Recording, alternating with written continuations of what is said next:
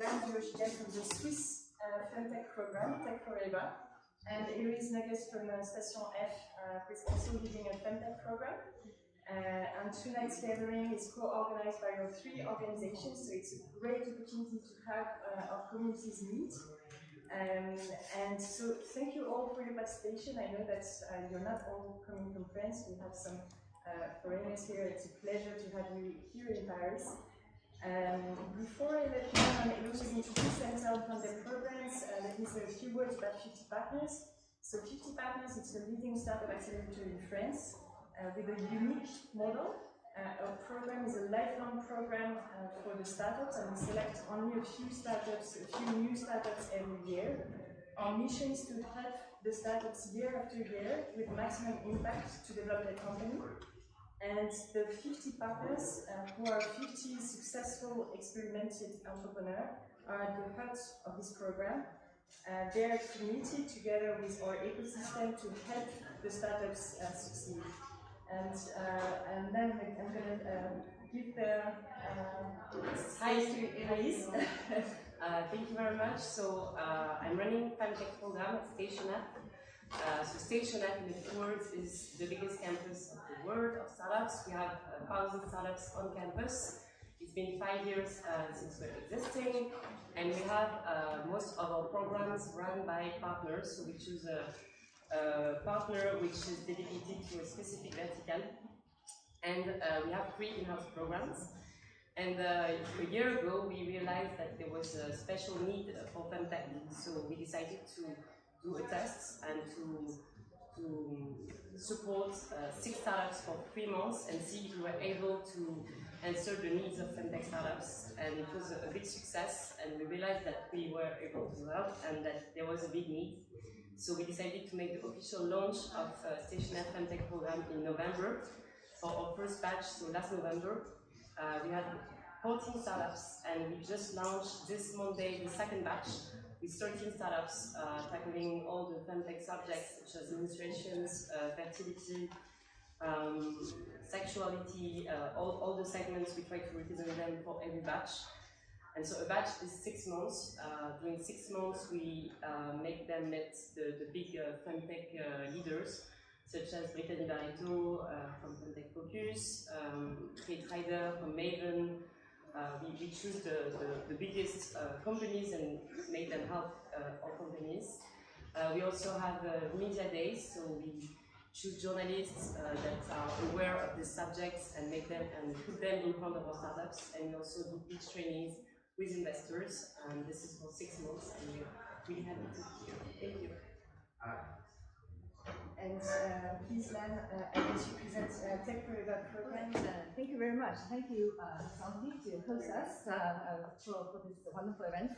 So, for those of you who do not know us, I will run some slides to present better where we are, who we are, and what we do.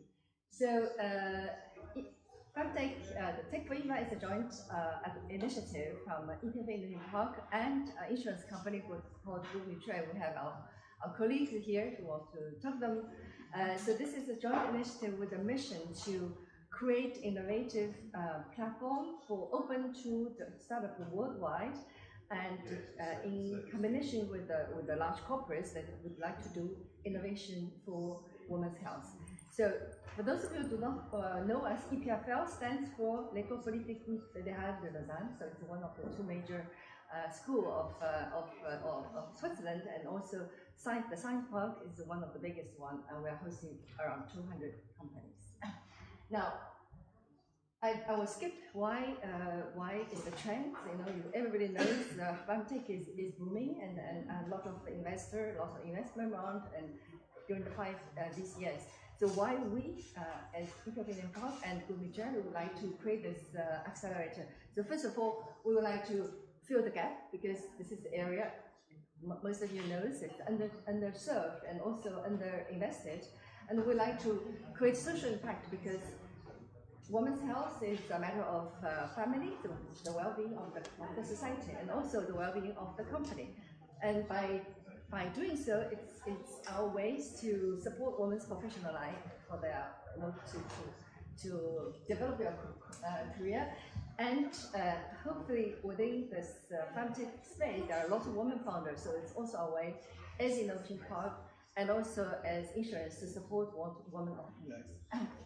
Now, our philosophy is to create this accelerator with 100% equity free. We offer our help with a combined expertise and also network from our two founding partners. But not only we work on the model of corporate and startup collaborations, we invite corporates to send us their experts as a mentor and also as a door opener, so that to facilitate access of startups to build partnership projects with the large corporates. And we also develop a quite network of international network, so as to bring startups to do the roadshow. Actually, the coming days, is all part of our Paris roadshow. We're going to present our project also at the FemTech as well. So our call for project last year has gathered 110 projects from 24 countries, and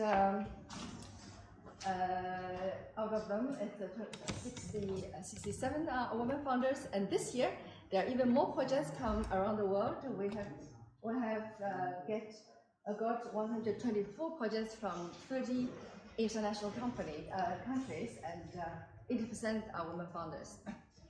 So here's our portfolio of this year, 28, and some of them are here, so you can meet the cohort, some of the representatives of the cohort of last year and this year. So they are here to ready to network with you guys. Regarding the program, we do have a program for early stage and the other one for the growth stage. I won't go into detail, but overall, we want to create a differentiated program to help people to validate the idea for the early stage and also develop business for the later ones. And we also organize quite a lot of community workshop, peer-to-peer, etc. So to build the network and to connect with each other. Now, the outcome of last year is quite satisfactory. The 30 companies we hosted for 9 months, they raised overall 60 million Swiss francs. And I hope this year has as successful as last year, but sometimes it's just by chance. All right, so looking forward, we would like to not only to raise the awareness about FemTech and also to build a community, but we also would like to involve more corporates, involve corporates to improve the life at workplace, and also involve more health care providers to validate the idea. And we're focusing more on wellness and also on the well-being of individuals. And we're also considering to build up a data platform. So it's also a very interesting avenue for us to explore in the next class. So we are here. We'd like to connect with you in the Paris ecosystems. So please come to talk to us if you are interested. Thank you. Thank you. Okay, so we can now move to our pitch sessions. So we have 8 startups pitching to us tonight. We're connecting the Tech Europe program, and I think we are starting with Florine.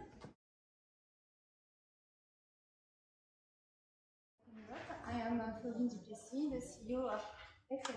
I don't have to sign. Yes, you can. You can go ahead. With The camera just have to. Oh, okay.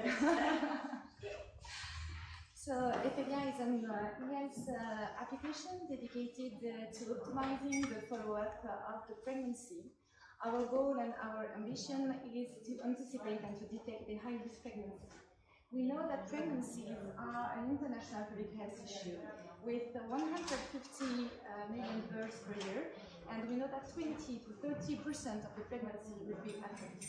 Of course, it will have an impact, a global impact on medical, social, and economic of all the countries.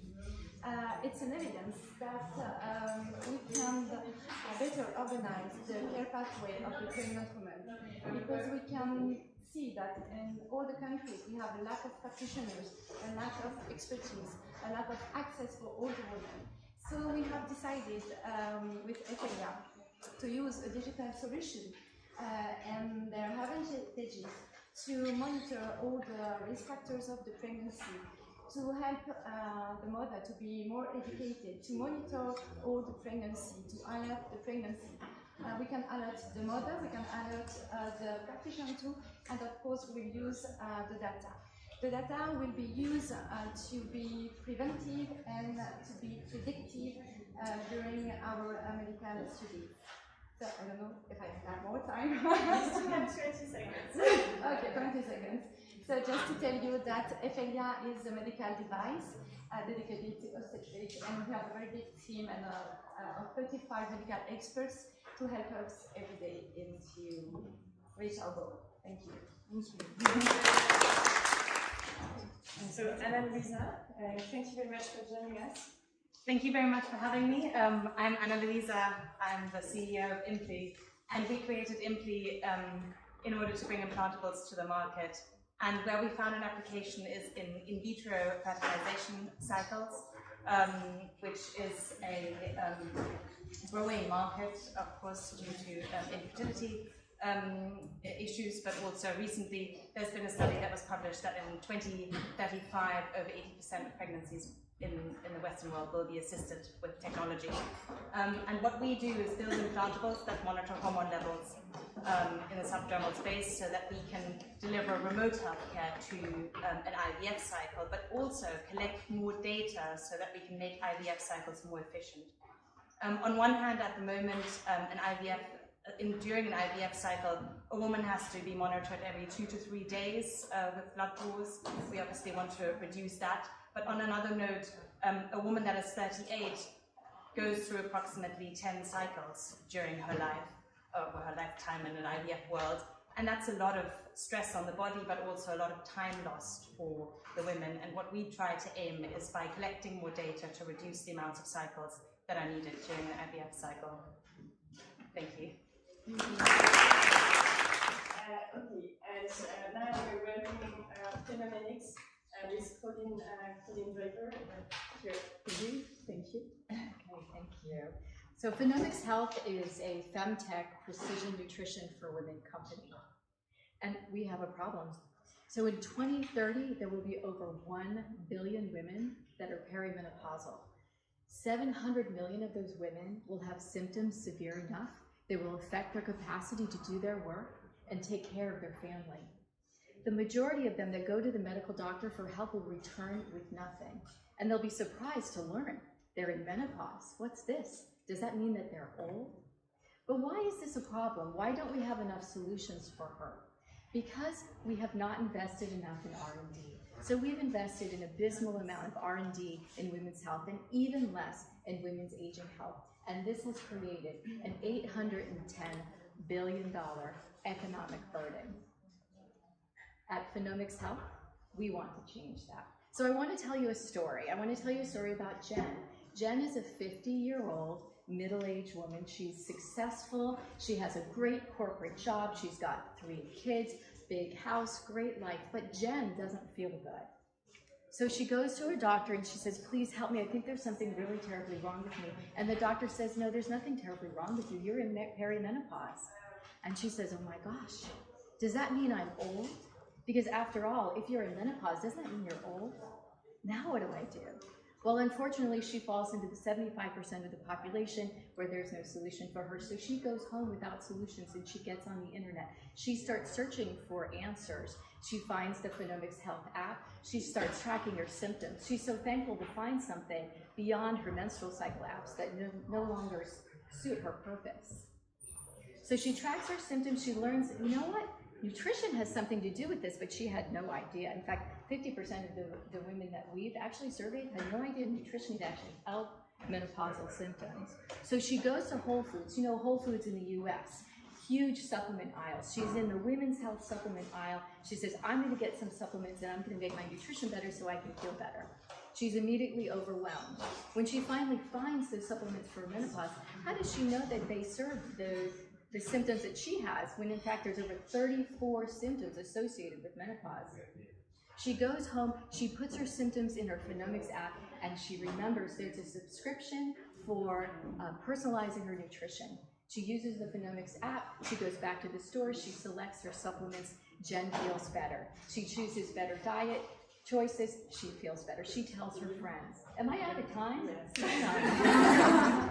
Okay, so this is what we're doing at Phenomics Health, a great talented team. I'm Colleen Fogarty-Draper, CEO and founder of Phenomics Health. Thank you for your attention.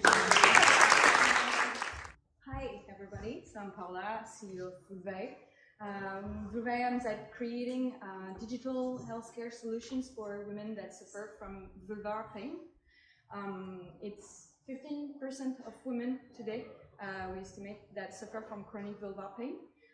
What it is, it's any feeling of discomfort or pain that one would feel in their vulva, the external part of the female genitalia. I precise because not everybody does know that. And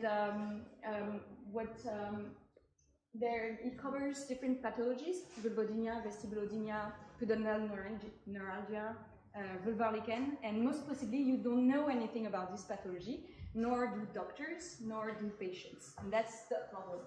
These pathologies are unknown because there is a lack of research, lack of expertise, lack of training, especially of midwives and gynecologists, and there is also enduring misconception about sexual health and sexual pain. It makes the medical pathway very difficult for women, on average 5 to 7 years before a diagnosis, and at least 50% chance of relapse after long years of treatment. Yet, the medical sector, I really believe, forgets one thing today. It's that most of the knowledge exists, and it's in the end of patients. Women are fed up and exhausted to wait for a solution. So they are trying things, they are taking things into their hands, and they are exchanging and creating knowledge together. At Vouvet, we want to harness this knowledge and turn it into medical expertise by creating the first digital therapeutic journey that's dedicated to chronic vulvar pain and based on user-generated research. We want to do science for patients, with patients. And to do that, we have created first an app to collect and gather data, which will power the knowledge that will be used to create this new pathway collaboratively with the best of both worlds, scientists, medics, and patients' communities, to improve the medical pathway in terms of diagnosis, in terms of treatment, but also in terms of patients' autonomy in their own care. Thank you. Thank you.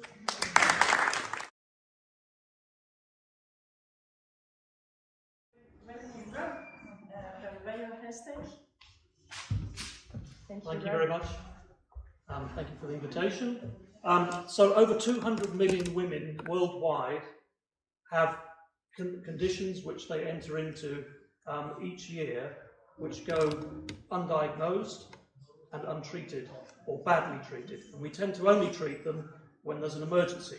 So if you have polycystic ovarian syndrome, you tend to only get treated if you're trying to conceive and you fail. We work out whether or not a woman is likely to miscarry by working out how many times she's already miscarried. And those problems can be solved. We help to solve those problems in the following way. So we have a sensor, we have two types of sensor, which tracks temperature extremely accurately and provides a digital biomarker for progesterone levels. We do that continuously throughout the cycle. We launched our first product in 2016 and built a business, direct-to-consumer business in fertility, and we're moving now into digital therapeutics, which is why we're here, and we're pivoting into that shortly.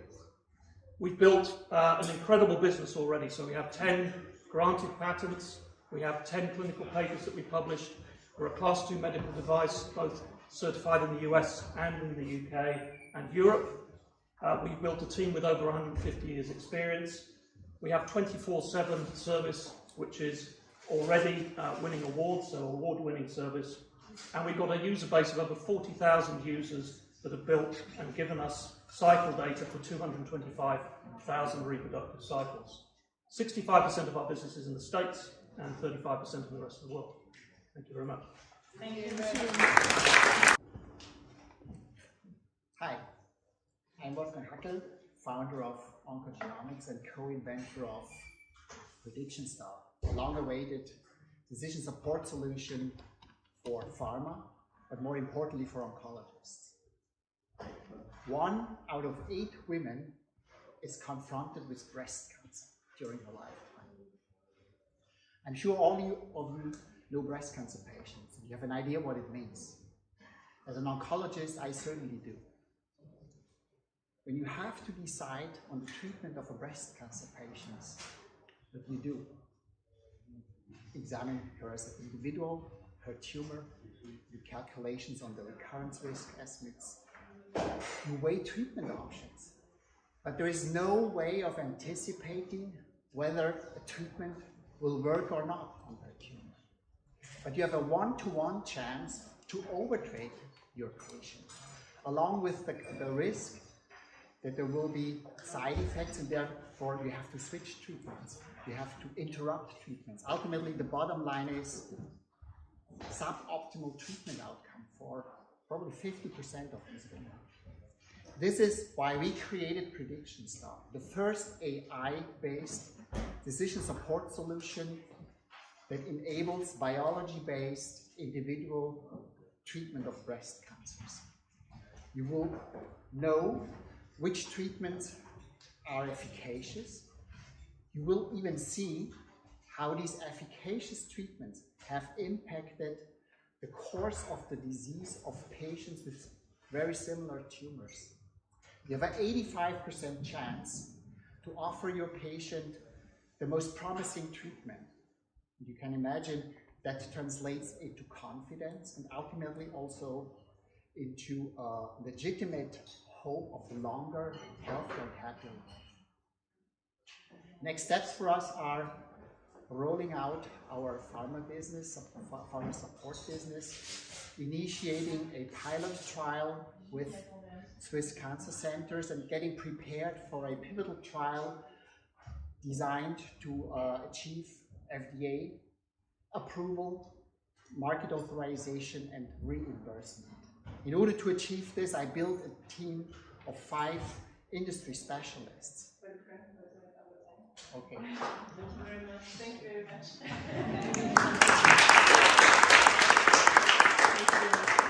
You don't need it, of course. Yes. So welcome to Oana from Proof. Thank you. Hello, my name is Wana Garbi, and I'm head of partnerships for Proof. Proof is a tech-enabled diagnostic platform that helps track key cycle hormones in urine. Our flagship product is a progesterone marker that confirms ovulation occurred, but also that progesterone levels stay high enough for long enough during the implantation window, helping women get pregnant faster. Progesterone is essential for getting pregnant and staying pregnant, and actually up to 30% of infertility cases are caused by ovulatory disorders that lead to hormonal imbalances. We traditionally test progesterone in blood a single time, 7 days after suspected ovulation. And unfortunately, a single blood progesterone test falls short of diagnosing these hormonal imbalances, because progesterone in blood fluctuates a lot, up to 8-fold during 19 minutes period. Our founder, Dr. Amy Beckley, found it the hard way after 6 early miscarriages. She then realized that there must be a better marker than the single blood progesterone test, and after some research, herself having a PhD in pharmacology, she realized that better marker is the metabolite of progesterone in urine, PDG, which measured in first morning urine non-invasively gives you more of an average of the progesterone levels during the 24 hours. So Amy invented the PDG test and the testing protocol. That was in 2016 in a garage, in a basement actually.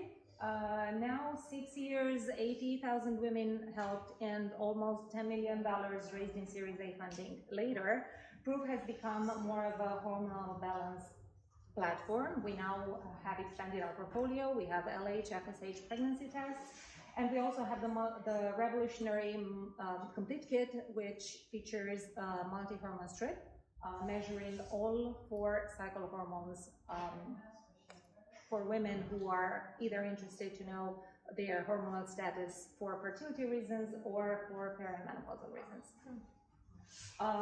At this moment, Proof provides the first and only FDA-cleared method to confirm ovulation occurred, a free application that gives quantitative results without requiring any other external devices, CE mark for PDG, FSH, and LH, and the possibility to integrate patient healthcare. Thank you so much.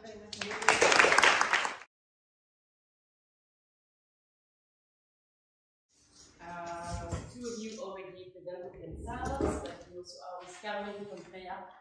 Caroline, maybe you could say a few words about Freya, because we didn't hear your pitch. Sure, it's funny because we are at the time where we are sort of shifting our proposition, but I'm going to try to summarize. So we are an app who aims at enabling everyone to better understand and protect their fertility through better and direct access to healthcare professionals. And also we not only want help people to check up their fertility, but also to be better accompanied in their desire to grow a family. Thanks. And we are also with Atlan and Luis, which works also on fertility. Maybe it's a few words. Yeah, so I'm working with Annalise, my co-founder. We're working on artificial intelligence in decentralized model for clinics to structure the data of their patients longitudinally from pre-admission to pharmacovigilance when they are taking the treatment, with the goal, with a short-term goal of having a good care continuum, and a long-term goal of providing access to insights through their own data for population-specific care. Thank you. Okay, so we're talking about building a strong product user tribe, and it's something that is really essential for commercial success. And FemTech startups may have, and I know they have additional challenges in building that product user tribe. So we're going to first talk about these challenges. So all of you are going to explain what they observed in building the startup. And then we will explain the solutions that you found to build these challenges that you met. Maybe Colleen, you want to start? Should explain about just the challenges, and then we'll go on table for the solutions. Okay. Well, the challenge that we face with the Feminist Health app is bringing women back, because there's so much value in their self-monitoring to really understand if they respond well or not to their nutrition therapies and change accordingly. And then we get that data that we build into our AI algorithm. So that's our challenge that we see, is having the repeat visits to our app. Okay, and do you know if it's due to lack of knowing from women their body, or do you know what it's due to? So our app is just a prototype right now, and so I think we need a little more information to really understand what the cause would be. I think more the point is, how do we make it exciting enough that she feels like there's enough information for her every day to come back and track her symptoms. You know, there's so many other things that are going on in her world. It's a busy, dynamic life. So how do we bring her back and not take too much of her time? Caroline, what have you noticed really Freya? So I'm sitting very humbly today because we haven't reached yet. We aim to do that in September, and I'm sure we are at the tip of the iceberg in terms of challenges. But so far, I think there are two things that we find quite challenging. The first one is to identify who our user tribe is, because, so for example, we deal with fertility, and we might think that everybody wants to know about their fertility. It's not the case, and our idea comes from our frustration as patients, but not everyone wants to do a fertility checkup, for example. So if you look at the research, fertility checkup in France, the number of research is very low, but we know that people have some other needs that are related to fertility, and so the challenge is to identify those needs, to make sure that we meet these needs. And also, fertility is not a question of demographics, so you might think that any women aged 35 plus or 30 plus wants to know more about their fertility, but actually it's more a question of mindset. and very different people with very different profile might be interested in our service. So it's real work to identify those people. And also in terms of reaching them, communication-wise, it's challenging because as any FemTech startups, we have to suffer from the censure. I don't know to say that. On Instagram, because we deal with uterus and everything related to uterus is political. So we have to have a political conversation, but obviously some people disagree, and it's a challenge. Yeah, actually, all the FemTech startups have to face this censorship. Could you notice on which word, on which word you were censored? So for example, so on two aspects. So we encourage, we are pro-choice. So we talk about fertility, but we support women who want to abort when they want to abort. So this is one political topic. Also, we want to encourage everyone in their and support them, everyone in their fertility journey. That includes gay people, and not everyone likes the idea of a gay couple to have a child. So these are our two main issues. Well, okay. It's your progress to do. Okay, do you want to go on and explain about your challenges? Oh, sorry. Yes, for Ophelia, the challenges, the first one is to make the difference between a pregnancy health app and not just a well-being app.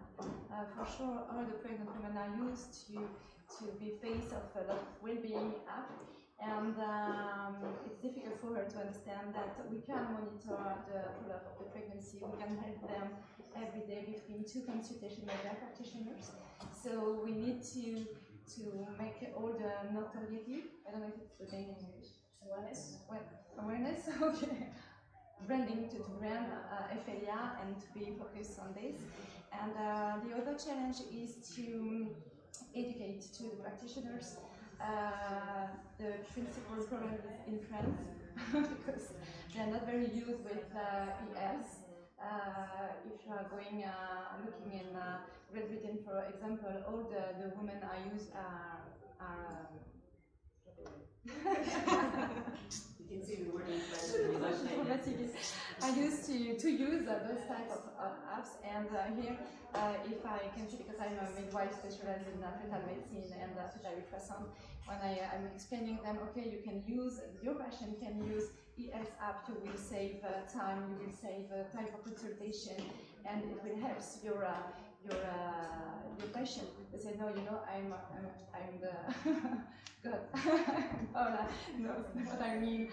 And so we need to educate patients and practitioners, because the practitioners need to become the prescriptors of Ophelia, of the example of all our solutions.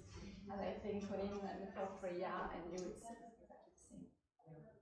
So you mean it's a lack of awareness on both sides of the women by themselves and of the practitioners? Yes. Thank you. Afin, do you want to share about your experience? Absolutely. So we had kind of a different experience because we're working directly with clinics, so we're like an essentially B2B model. And I think it's a lot different when you're talking to women directly versus when you're talking to women through their practitioners who are asking them to do the thing. There's also something very specific about the fertility and the infertility journey. It's kind of similar to cancer in the sense that it's desperate. People don't need more motivation to go through their fertility journey, so you don't need to hold them in if it's something that they believe will increase their chances in achieving their end goal. So in building our user tribe, we have had challenges that we did not expect, which was that first we thought, because we were initially B2C, that we were going to have a hard time getting women to use apps. We realized that that was not the initial issue. Then when we went B2B, we thought that we were going to have a hard time getting doctors on board. And then we realized that that was not the issue at all.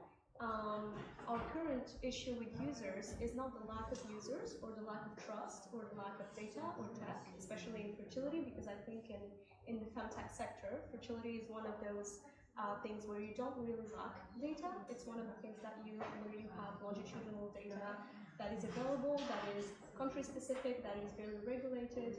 It's one of the few spheres where you have that amount of information. So our issue is the people who want to use it can't, because, especially in France, we have a major barrier with existing software. So that needs to be interoperable with existing software in clinics and hospitals. And the other barrier seems to be, if you're working directly with doctors, is how do you scale for this to work no matter what the user is? So if I'm working with a Spanish clinic and with a French clinic, they have a very, very different way of approaching the patient. The patient herself or himself will have a fairly similar experience in the sense that they will have the same tasks and they will go through the same process, but the doctors will have a very different way of viewing things and acting on things. So our challenge is not the user type per se, and it's not a product issue. It is an issue with fitting into existing tools that don't necessarily always want you to work with them. And the other challenge that we face is that even if doctors want your product and they really, really want to use it, they may not be the one to have the decision power to do it, which is very different to when you're talking to a B2C client. So it stands out of data and product, and it just runs into regulation and politics at some point.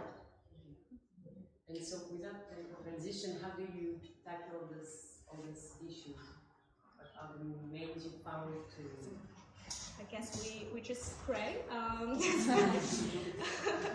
No, we're very early stage. So the way that we tackle this is that we talk to other founders who have gone through the same issue, and we try to figure out whether their barrier is something that has now been lifted, because a lot of founders, especially in the fertility sector, who are also usually women, have kind of paved the way for us to make it easier.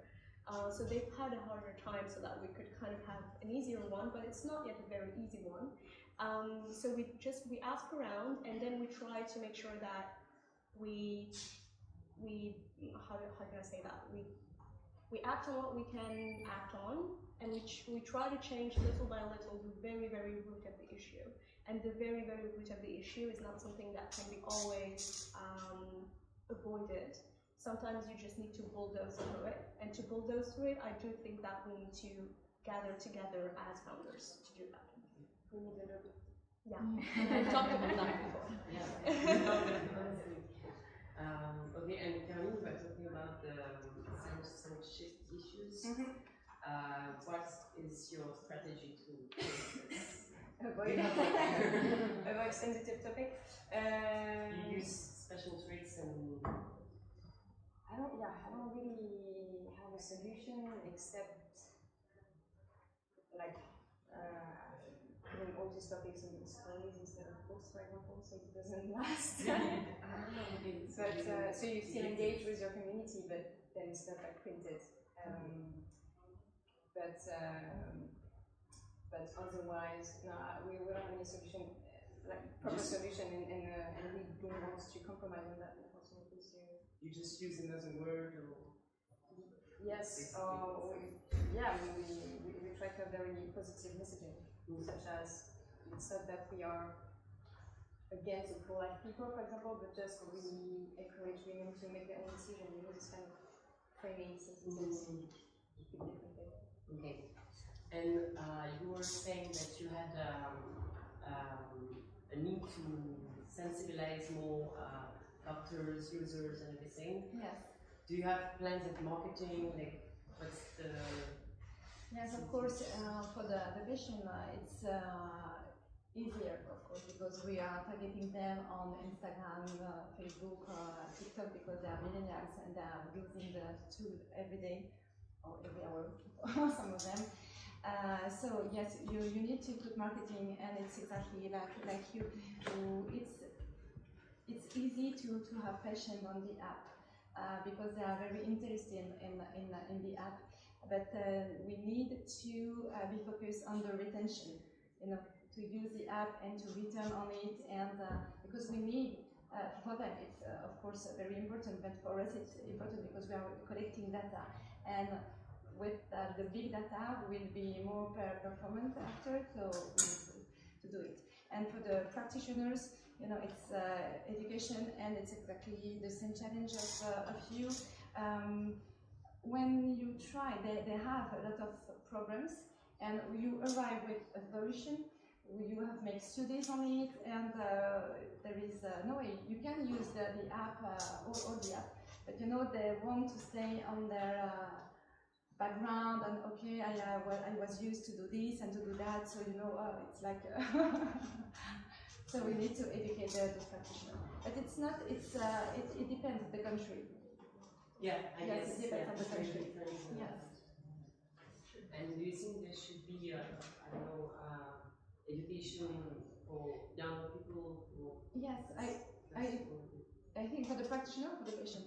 For the patient. For the patient, yes, of course. But I think the new generation of women, they are completely different. They are very engaged. So for this young generation, I think it would be easy. We can target them and educate them, and to make a lot of information. And for the practitioner, I think I would like to go into the university, like this, baby doctors. And I think that we need to engage them to use a digital tool and to sure. And you, as you are a doctor, do you think you have more credibility saying that you're a doctor working in women's health? Because sometimes you were saying just before that you can be mixed with a wellness app instead of really something working on health. Do you think it's something that helps you convince your public? Definitely. And I'm a scientific doctor, not a medical doctor, and a clinical dietitian. But yeah, I think it definitely helps because it's perception. It's perception of credibility, and it's that sort of stamp of approval on what we've created, that there's something real that people can trust. Yeah. Yeah, actually many startups that we saw in FemTech want to have doctors around the medical or not to have like the stamp of medical, and it's the question to expert. Question for that. I don't have the answer to it, but do we need the stamps of doctors on the FemTech sector for our end users or for the other stakeholders that are not our end users? Yes. Yeah, but maybe mainly for the stakeholders, no? Because I do think that patients usually are not good to look. So, okay, how many papers does this person who is building this company is doing? What's the advisory board? Yeah, true. What's the medical committee like? I do think that most of the users are not really looking at that. So, whose value is it bringing? Yeah, and I think when we launch like a new service, we tend to think, we're going to revolutionize healthcare, and we tend to prepare healthcare practitioners on the side, but actually we need to invite them and involve them as soon as possible, because they have the knowledge, and you need to be integrated in the entire healthcare ecosystem anyway. So it always is. Yeah. And I have to say, I find in nutrition, the pendulum swings all over the place in nutrition in terms of how people believe that we should use the science of nutrition. And so it actually helps me a lot to have the credentials, because I'm talking about integrative nutrition, and I'm talking about things that are not necessarily conventional. And I actually feel comfortable talking about them because I've studied the science. But I also, it's a little bit of that, because I know I'm playing in a little bit of gray space that's not medicalized. I'm staying away from the medicalized space because there's too much politics, and I don't think that's where we actually achieve the best nutrition for people. And about the new generation that is more aware, engaged, do you use influencers, or do you use people to bring your message, to bring the force of your message? For me, not yet, but yes, we would like to use the help, but it's very difficult. I think we need to choose the best one, because we don't want, because we are supporting women in health, you cannot make your confidence with all the influencers. You know, they can't speak about fertility or menopause or pregnancy or at-risk pregnancy, and after just giving their opinion on the last bag of this brand, I don't know. Yes. So it's difficult. Yes. And you don't have influencer only in FemTech. So I just to hop on what she said. So I've been watching live videos now where there were YouTubers that I was following that did not have children and now have children, and it kind of has become a whole lifestyle channels where they involve a lot of like their maternity process. And a lot of them now are doing reviews on the apps they use during every stage of their process, which is becoming more and more common, and it's gathering a lot of interest. And it's not necessarily, so usually it's not a paid partnership or any type of influence, but a lot of them are now going through the FemTech space and exposing the FemTech space where we didn't used to have that before. Yeah, and I recently discovered that there are some talent agencies specializing in medical influencers. And I was like, okay, the world has changed. And I mean, I do see them on Instagram, but I didn't know it was an entire business. But I think more and more doctors are now realizing that there's a huge potential in going into social media to democratize information, of course. As we're running out of time, but thank you very much. We saw that there are still a lot of issues to resolve, but I'm really confident because I see it's a world which is getting bigger, and thank you very much for what you shared. Thank you. Thank you.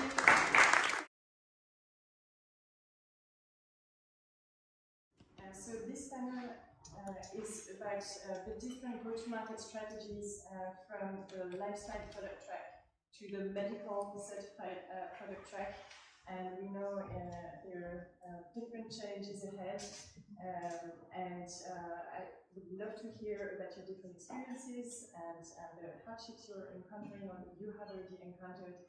And maybe before we dive into the topic, maybe Gonzalo, you can say a few words about wounds, and also Paola about Imagina.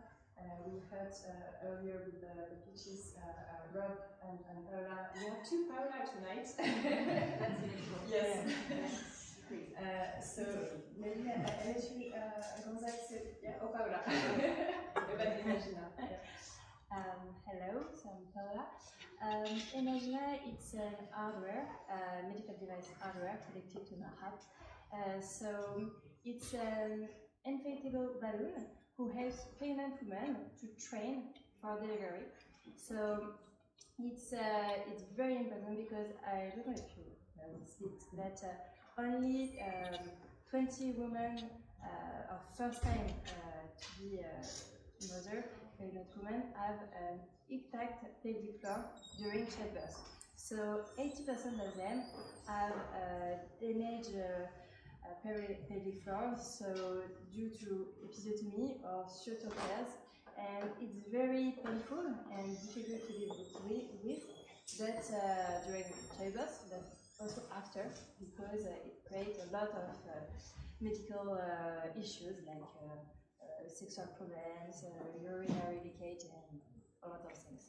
So thanks to Imagina, we are aiming to is 20% of intact pelvic floor to more than 60% of intact pelvic floor. So it's a big deal because it will help a lot of women in the world, and helps also as professionals to be with the women and to help them during, during and after childbirth. And we are to be digitized. Yeah, we're going to dive into the detail of where you are in the product track.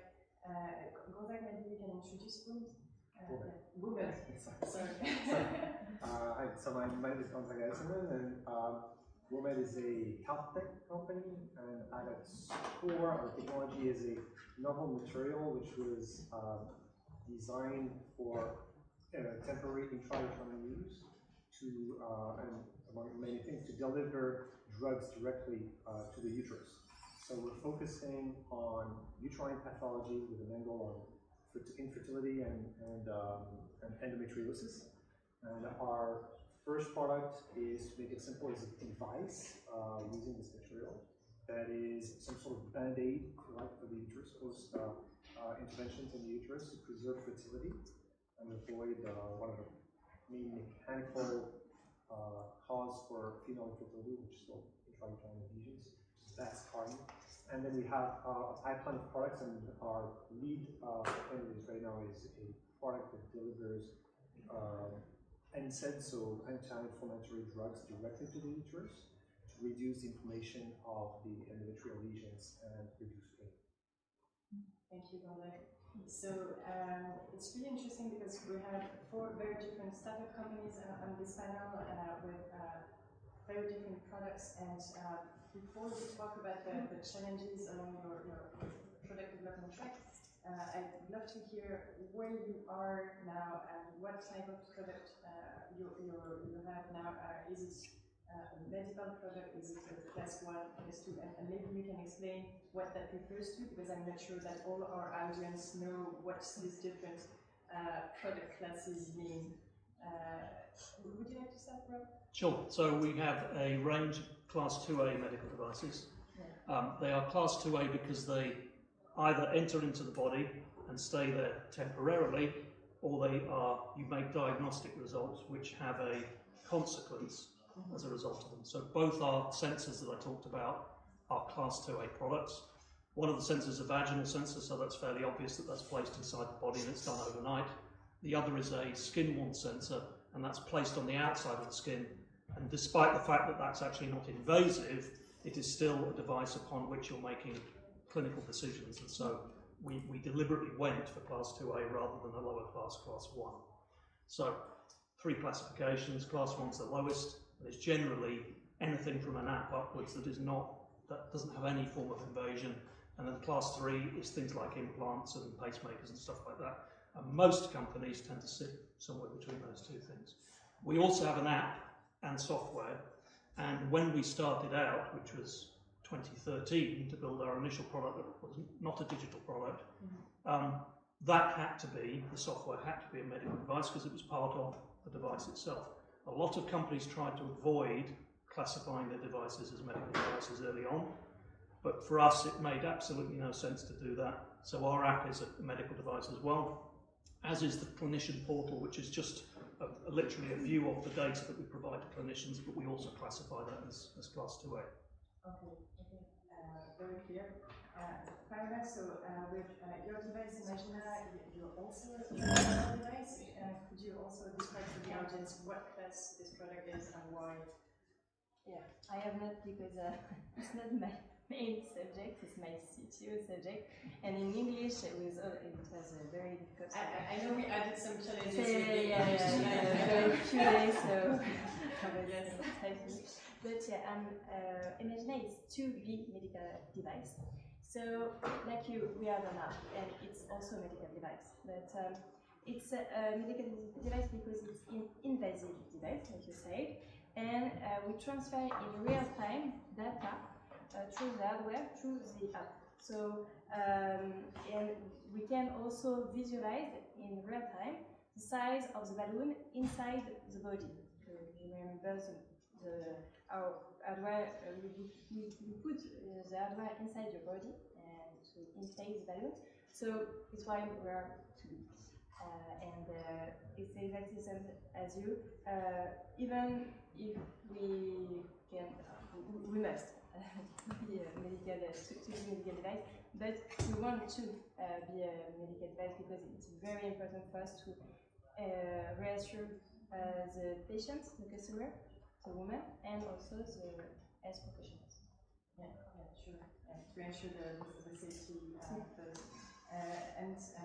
Okay, so let's move to the Monday. I'd love to hear also where you are now, and maybe also what plan, what is your next step maybe? Yeah, because we're quite early stage compared to your company days. We've created Vivay 1.5 years ago, and for now we are only a life-size product, and we are a digital product, not a physical product. So that's also a big difference. what we decided to do is take a different route than going directly into medical, because it's one of the first things my Tech Forever coach last year told me.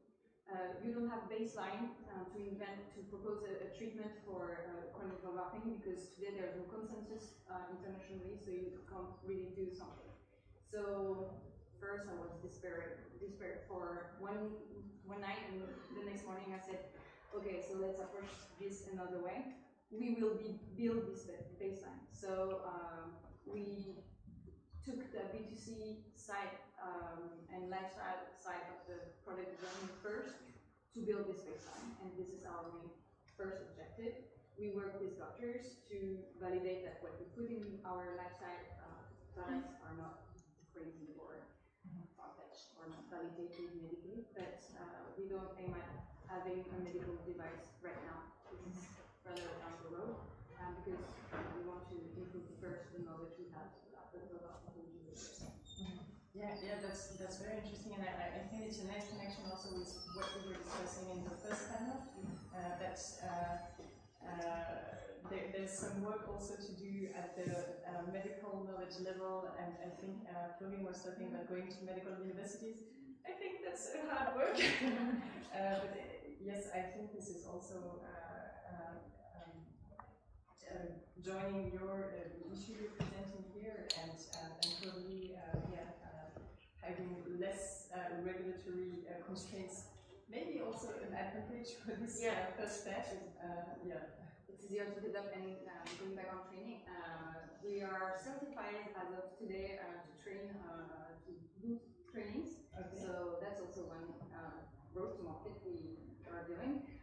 We mentioned the importance of embarking with us medical professionals, and this is one way to do it. So we want to educate them on vulvar pain with our specialists, the board, of course, that's not only me. And so we will produce our prescribers of our solution through our session. Okay, very interesting. And Gonzague, I think also you have different steps for your product track, different products also. Yeah, different products. Yes. So yeah, we mentioned the first product, which is a device, a band-aid for the uterus. That's a class 2A, so relatively low risk. But whenever that should be straightforward, except that when you move from one geography to another, they don't necessarily look at it the same way. For instance, when we started discussing with FDA, they said, oh, adhesions, we heard about this, there are some adhesions elsewhere in the body, and we've seen some products there that did some very nasty things, so we'll just put that with them and you're high risk, right? So I said, oh no, it's really different. So that's just a story. So that's for a device, so we don't have any digital component and then of course when we move into drugs, then we're registered as pharma, as basically you need to go through a full product life cycle, going through all the phases and all this, and to eventually an FDA. Yeah, and this is something you will start a bit later on, right? We're putting the groundwork to start soon enough. Yeah. Okay. Great. Maybe it would be really interesting to hear about what you already went through to prove and to get your certification, or what your plans are.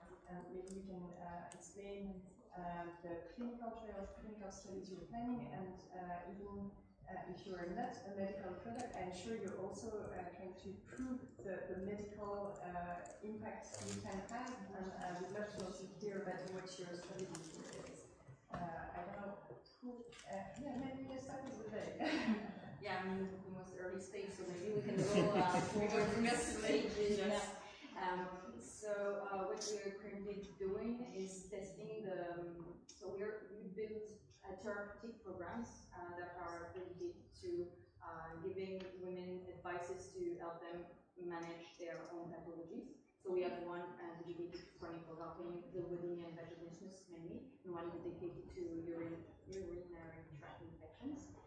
And what we do is that when they enter the program, we have revised the questionnaire, and we have monthly follow-ups to see and to evaluate the improvement of their quality of life, mostly, and the impact on their sexual life, because what they come to us for is mainly improving their sexual life. When we are chronic pain, that's mostly the stuff that makes you say, I want to change that, I want a solution now because I'm tired of feeling pain every time I have sex. So that's the first way we monitor. And what we do also is help the practitioners we work with to build their in-house cabinet studies. So they are actually conducting, we work with a midwife that has been conducting studies with her patient for 8 years. Okay. And she never finalized the study because she didn't think it was important to capitalize on this. And so she has 8 years of data based on, so it's based on her practices personal, so it's biased, but it's 8 years, more than 1,000 patients, and the same techniques that she used with them. So it's a basis that we can use then afterwards to go through a research facility and say, so there is something to look at there, and we have to make a bigger study on that. And one of the main problems we have is finding people that want to study these topics, because it's not considered, like, it's not life risk. So it's less easy to convince people to go for it, so we need to have the first basis, and we are creating this first basis to move forward, but it's really step by step, because, as I said, we don't have baseline, we have to create the first step of knowledge that will allow us to go to the next one. Okay. So I hear you're working with a few healthcare professionals. Can you just specify who are they? So you mentioned midwives. So basically, when you have sexual and chronic pain, you can see a gynecologist, a dermatologist, a midwife, a physiotherapist, because you have lots of therapy or education to do. You can also have nutrition specialists, sexologists, psychologists, because there is also a lot of impact on the microbiome, for example, so nutrition is important. And so it's a wide range of specialists, and mostly for now we work with a group of dermatologists at the Société Française de Dermatologie. Okay. I was not expecting this. Yeah, that's a great thing. If you have a shoulder problem, go see your dermatologist first. Alright. Good to know. Yeah. Okay. Maybe Rob, you can do next with you said this is this Class 2A product. Yeah. Yeah, so we started with a CE mark, like a lot of European countries do, and for that you have to build a technical file, and the technical file has to include something called the clinical evaluation review. And we did that intending to carry out clinical studies, but actually we didn't need to carry out the clinical study before getting the CE mark. As long as you can prove, most regulatory systems work on the basis of what's known as equivalence, so as long as you can prove that your product is similar enough to something that's already marketed, you can usually put it on the market. It's a slightly strange idea, because essentially what you're saying is, my revolutionary new product that's going to change the world is the same as this thing that's already been out there for, in some cases, 10 years. But that's the process that you go through. So we went for CE mark to begin with. That technical file included a literature review, so we went back and found all the other devices that were measuring temperature and essentially said, look, we're doing it in this way, we're giving a similar result, and you then get what's known as an indication for use for your device that is then essentially the stamp by which you're allowed to market the device and make claims on it. We did the same thing with the 510K, so we went through a traditional 510K route, which took us about a year and 3 months, which is pretty quick. Was extremely painful, extremely costly, and that included us stepping up from being able to prove that the device was safe and was equivalent to something else, to actually proving that it was as safe as an implanted device. We use medical grade silicon on the vaginal sensor, and we had to prove that once it was made, this device still conformed to the same compliances that it conformed to before you made it. And that's one of the principles that has now been embodied in almost all regulatory systems. So it's not good enough to use a material that is already approved. You have to use that material, build your product, then test it, and then prove that it's okay. And for the FDA, by that point we already had clinical trials, and that really helped. So that got us over the line with the 510K. Okay. And out of curiosity, which device did you compare to for the 510K track? That's also an interesting thing, because we compared to a device that is long gone now, which was a Swiss-based thermometer, which was both oral and vaginal, not at the same time, I hasten to add.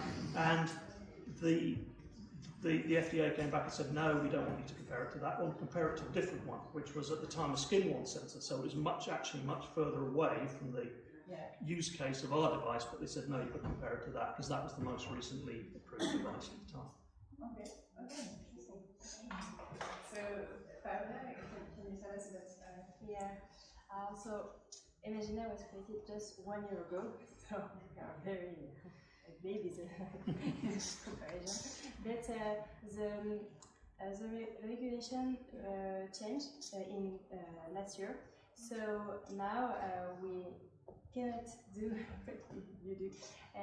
We must have a clinical trial to prove all the things, our main claims, for example, for us, it's to be sure you don't have a secteur test.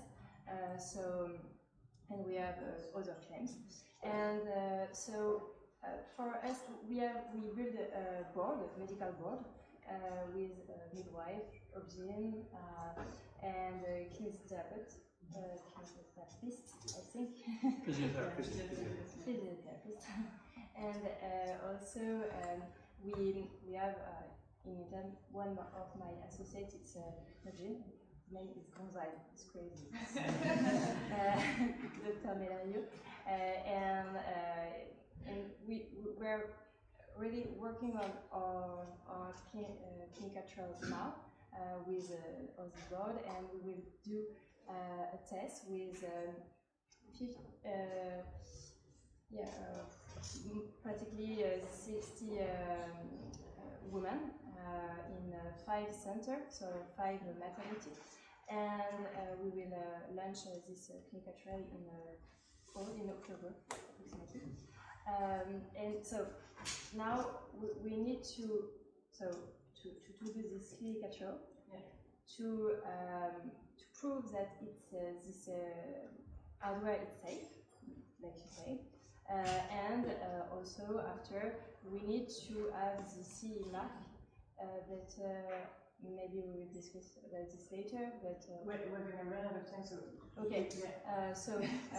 Now I know there are many things to discuss on this topic.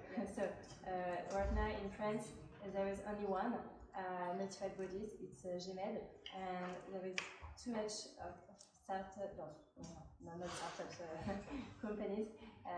So there is 2 years of waiting. So we are thinking to go to other countries in Europe, like BSI. So we will see. But like I say, it's very important to think at the beginning to do all your clinical trial and all for the European regulation, but also to think of the FDA regulation, because it will be when we are started like this, we not just stay in Europe. So it's important to think a lot on things that it will be in 4 or 5 years, and we have to think all of this right now. Okay. Yeah, it's a long way ahead, but congratulations on starting the clinical trial soon.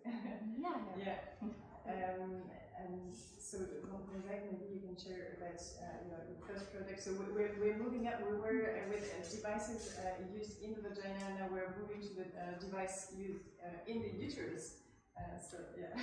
But to organize a clinical trial, it doesn't really change, right? So you still want to think about it in terms of steps or more of a clinical program, because usually you need several steps to demonstrate several things, right? You start with safety, and then you move to efficacy and maybe at a later stage or in a different indication.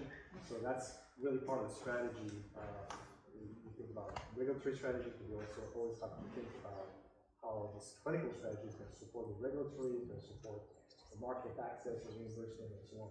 And so for our first device, we started fairly simply with a plain vanilla safety study where you do a one-arm series of patients. We treated 23 patients who had a fibroid inside the uterus, and we did a surgery to have this fibroid removed. And so at the end of it, we were placing our leaf, and had really good safety results. So we published that last year, and now we've moved to the next trial, which is the randomized control trial with women who have adhesions, who can't get pregnant, who would like to get pregnant, and they need to go through a surgery where we remove the adhesions and then we randomize ourselves to placebo. Okay.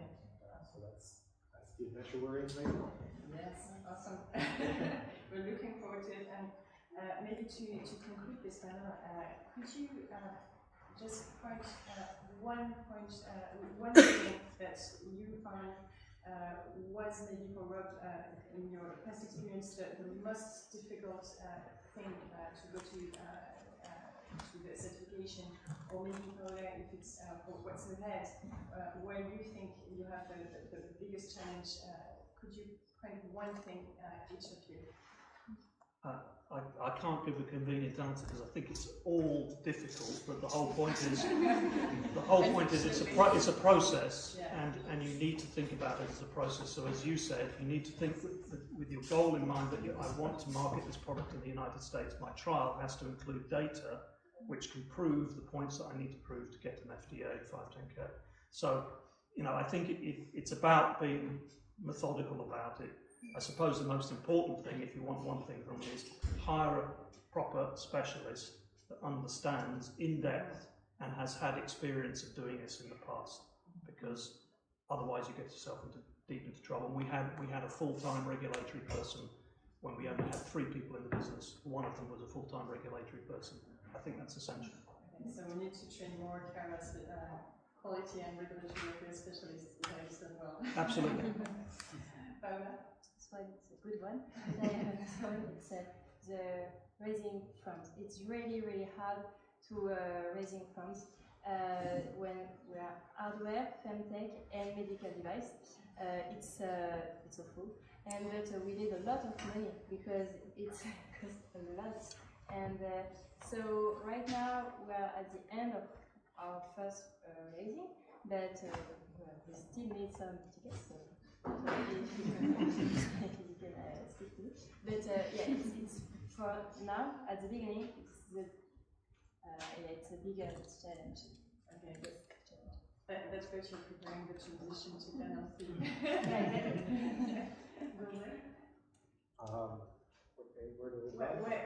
What would you pick as the hardest thing in going through certification and clinical trials? The hardest thing is the patient's need. Yes. Because as Rob said, it is a process. So if you do it step by step and you work with the right competent persons who advise you well, I think eventually you will prevail. But the problem is how long it will take and how can you do this before running out of money. So yes. Okay. So guessing about the timeline and planning too short. Okay. And Paola? Well, same as Stella, raising funds. We are trying to raise funds right now to conduct the first studies to build the digital tool that helps us gather the data we need to improve clinical campaign, its impact, why it's important to do solutions on that, because we have a lot of difficulty to people don't believe that's such a huge problem. So we have to raise funds to build what we need to do to prove that, and then to prove our tools are really efficient. And digital therapy is a bit different.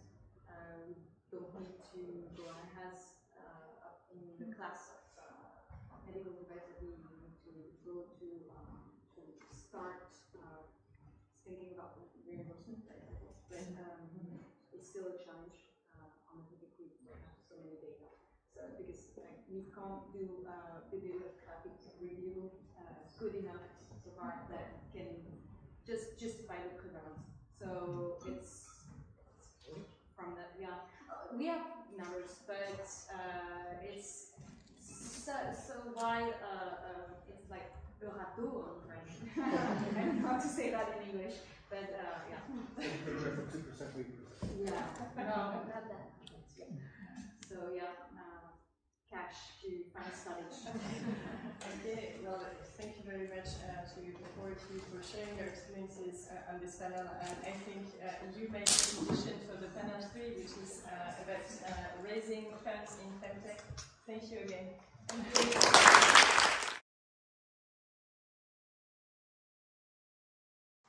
So I'm welcoming Agathe from the 50partners team. So hi everyone, and nice to meet you all. So as she said, my name is Agathe and I work at 50partners.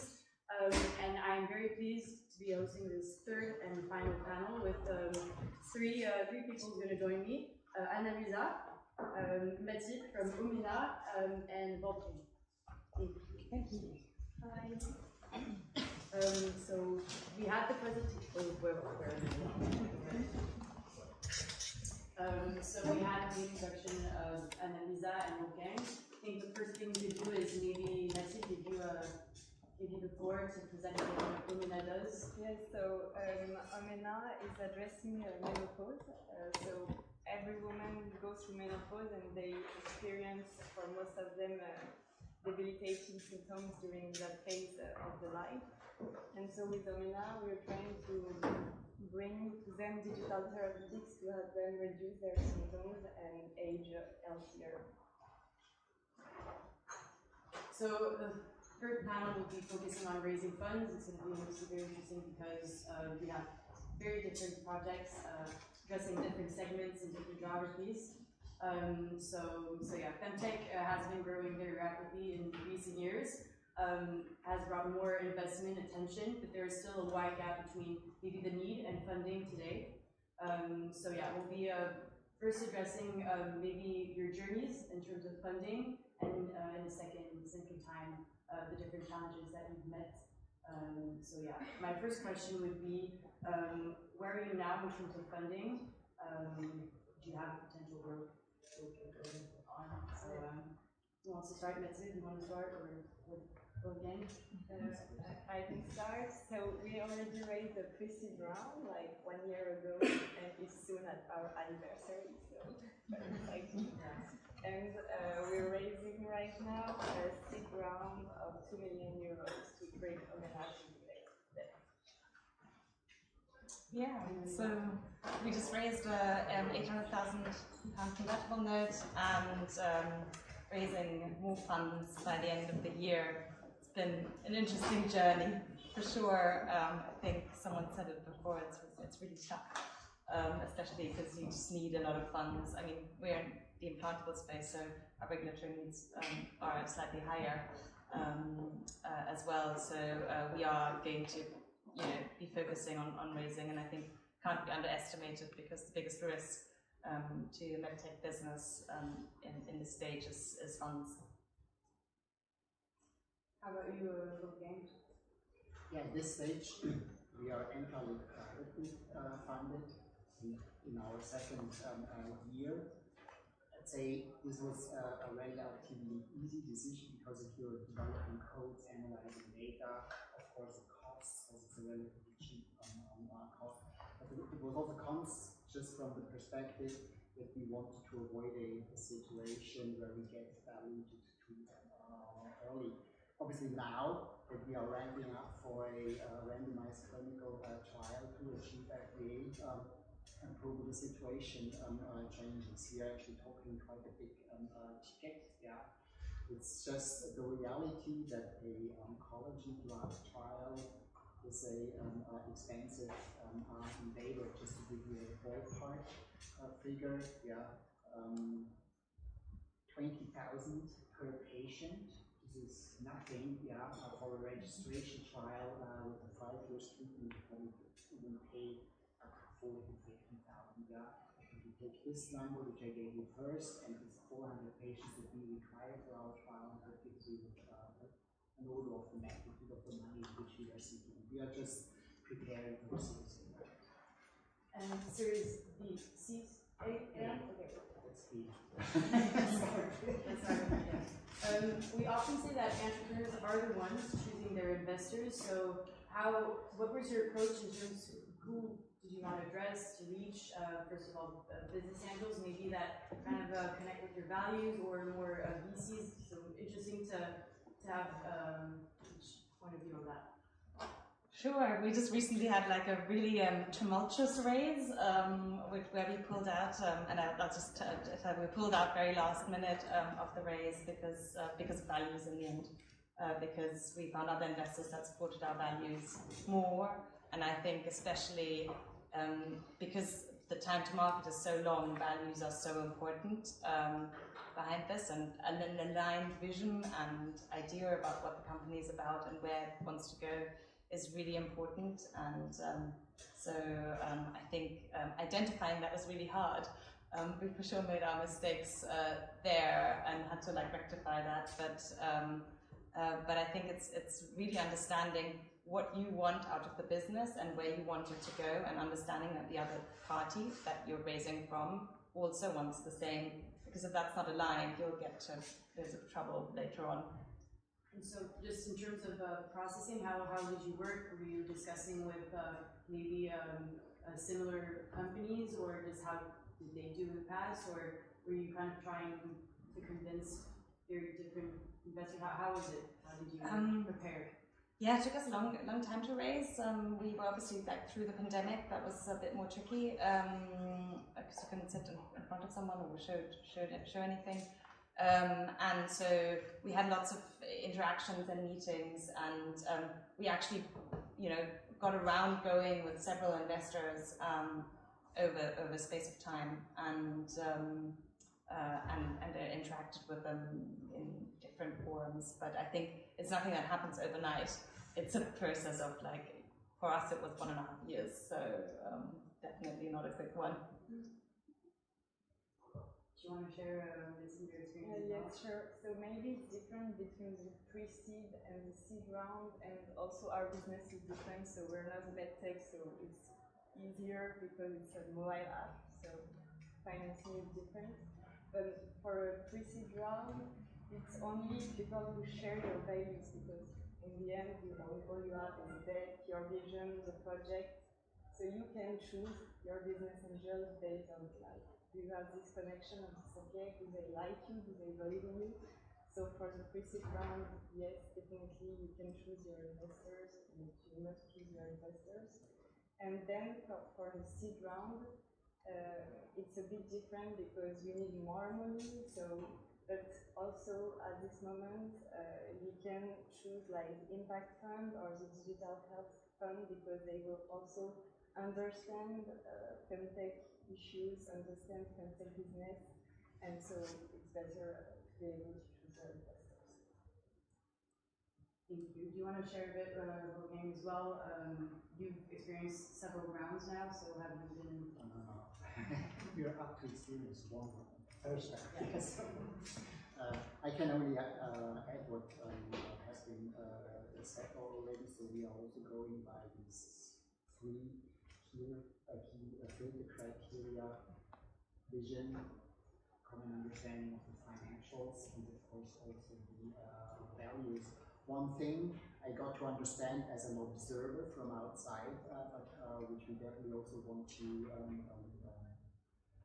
apply as much as we can, is, these three filter criteria, they are mutual. Yeah? So when it comes to values, it's our values, but also the values of the investors. Same thing for the financial understanding of the vision. I think this is really critical. I personally have seen situations where the alignment in these three features has not been as perfect, and there's a chance that at a later stage you're going to create that. Because it's almost like a marriage, and you've got to make sure that you pick the right ones on both sides, obviously. Yeah?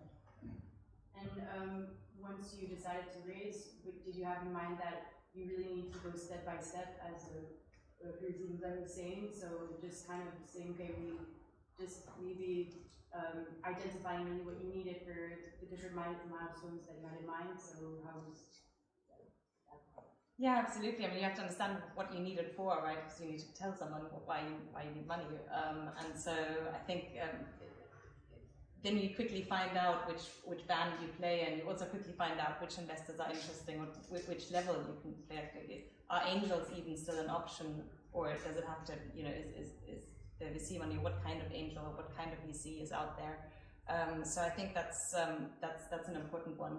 So for example, ours is really, you know, intensive because we've got laboratories and, you know, manufacturers, and we've got a device, and we've got regulatory requirements. And so for us, a lot of investors from the very beginning just, you know, weren't even an option.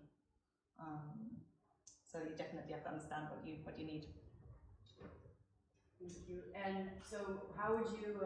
What would be the most important challenges? How would you summarize a bit the most challenging parts of this journey, which takes a lot of energy and time?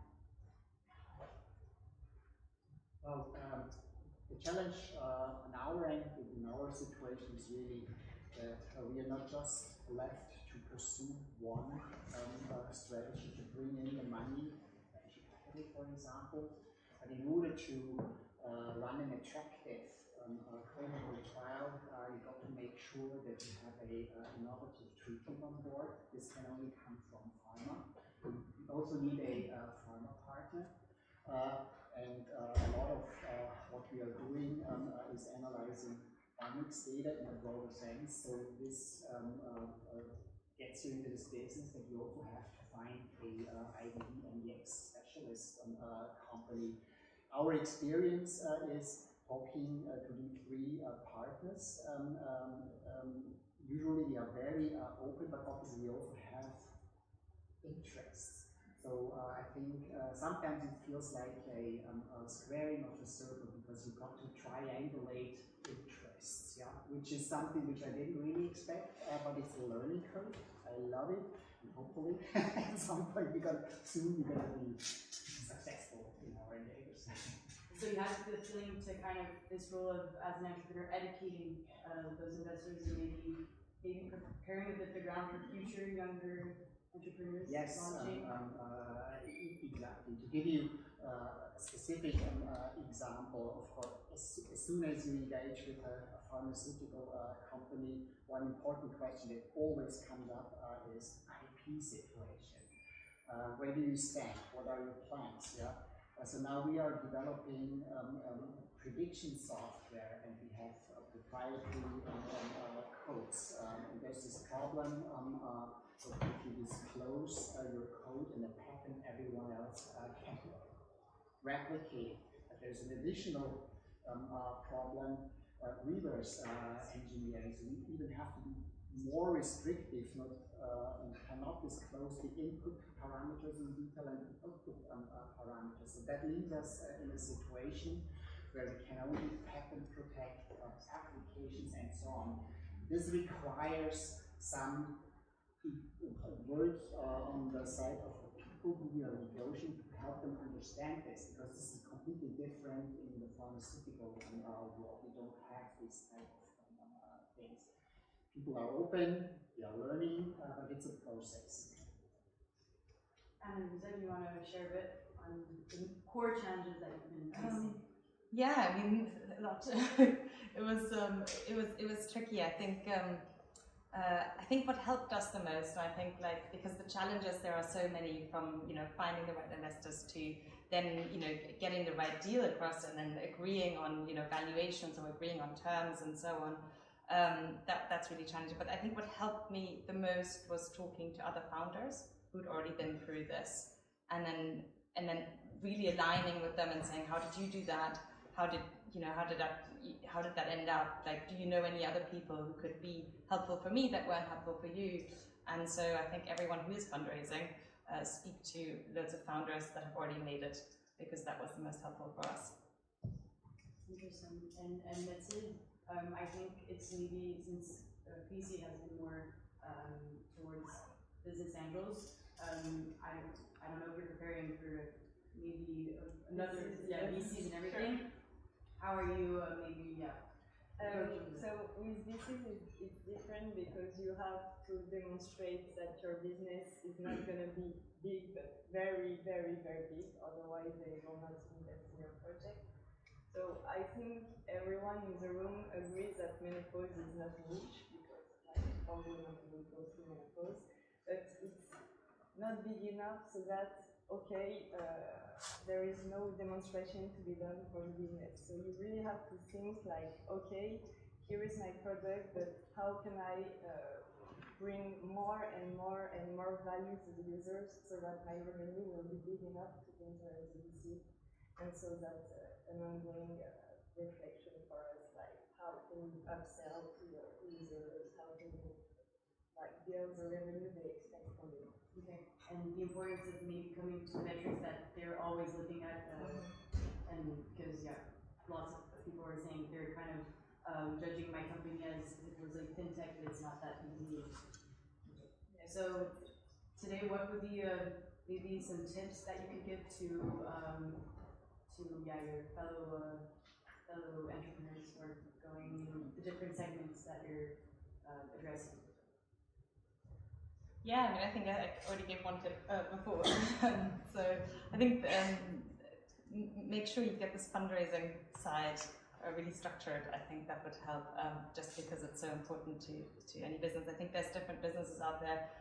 We, like Paula said before, hit the jackpot of device and FemTech and so on. So you have a lot of challenges to overcome in that sector. I think what helped us was practicing, going out there, not getting discouraged, and constantly amending our story, our deck, our vision even, with what we're doing. And so I think that really helped us to then in the end find the right way of communicating what we wanted to achieve.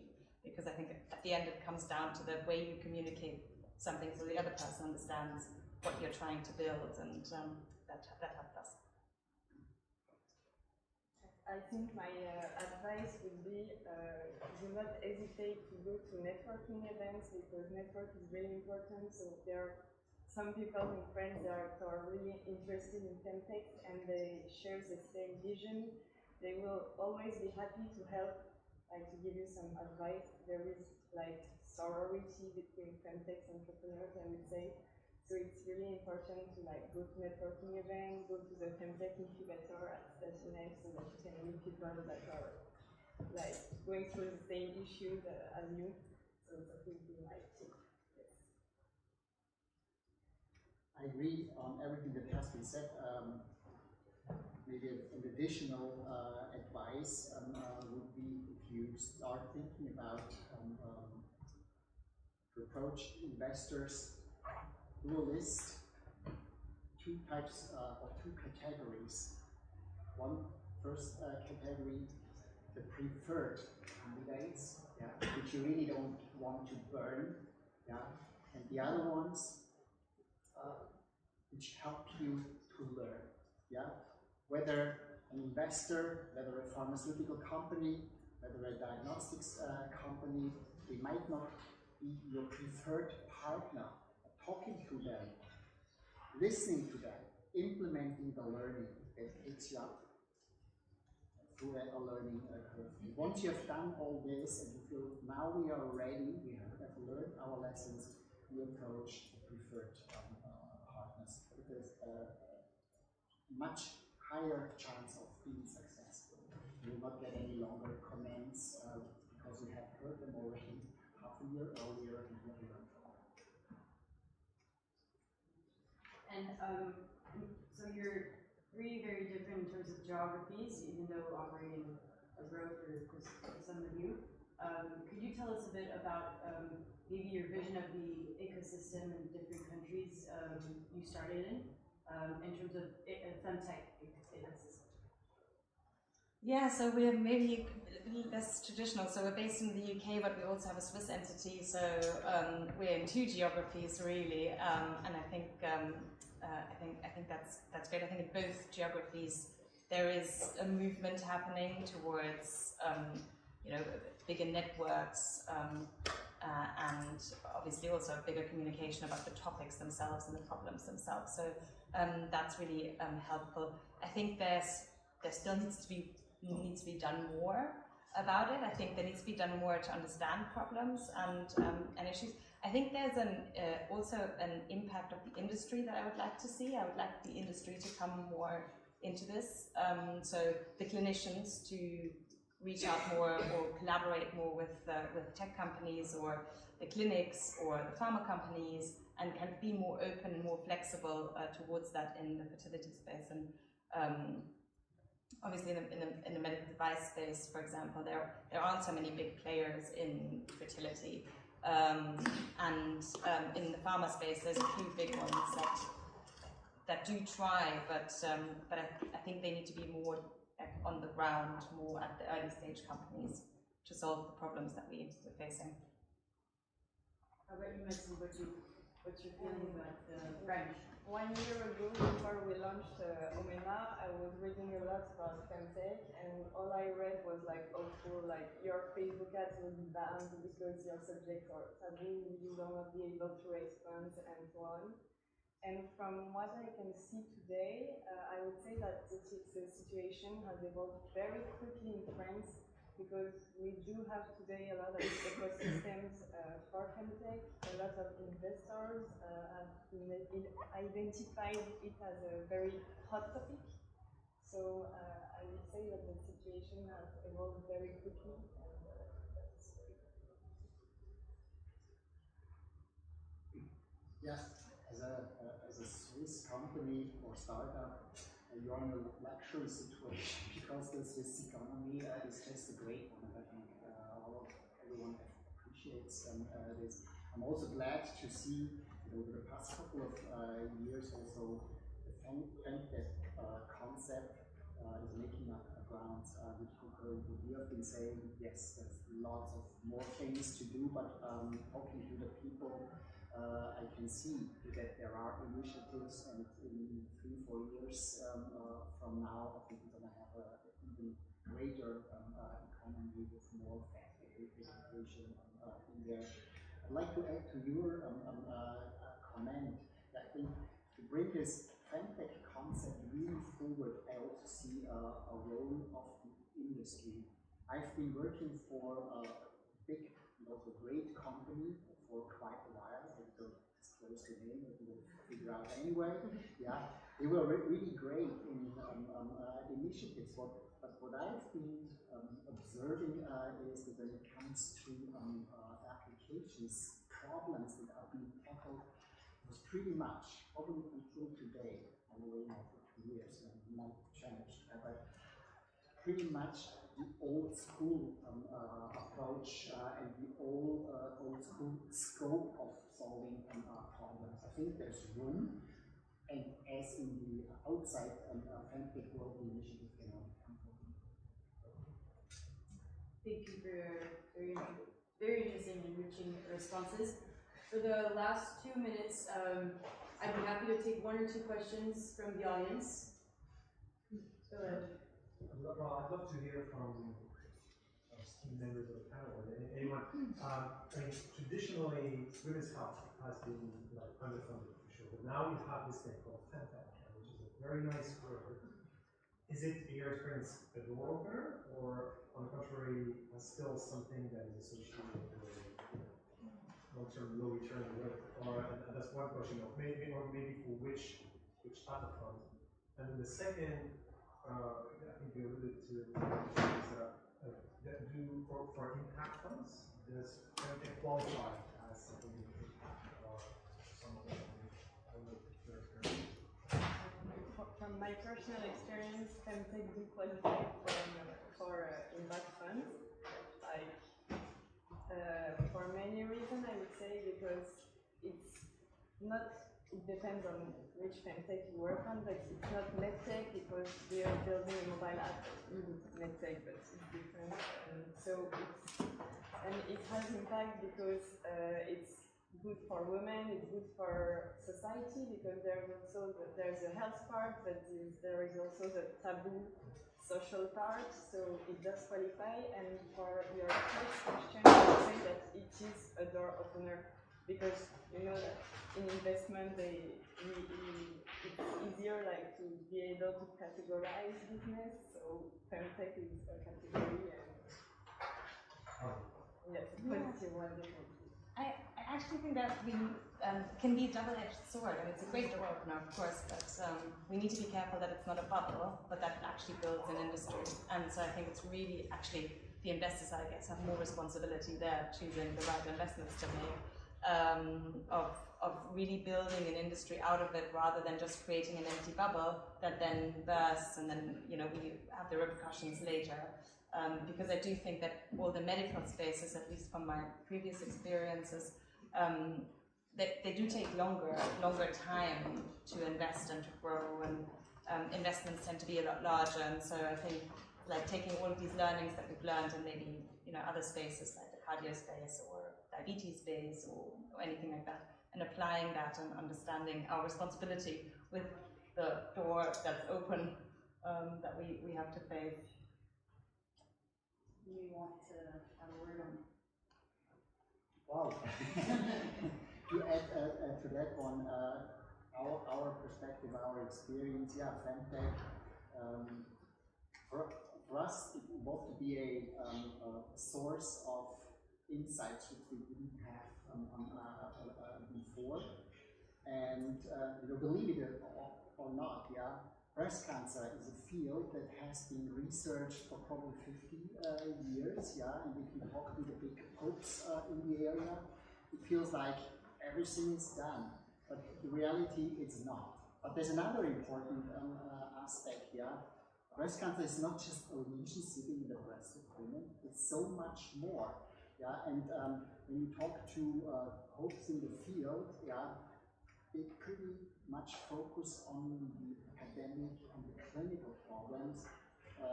My experience was, once you discuss this topic with women, and there are more and more women leaders in this field, with a much broader perspective of things, which is important also for us, because aspects of what our solution is offering touches on those, yeah, and the soft parts of breast cancer, so to speak.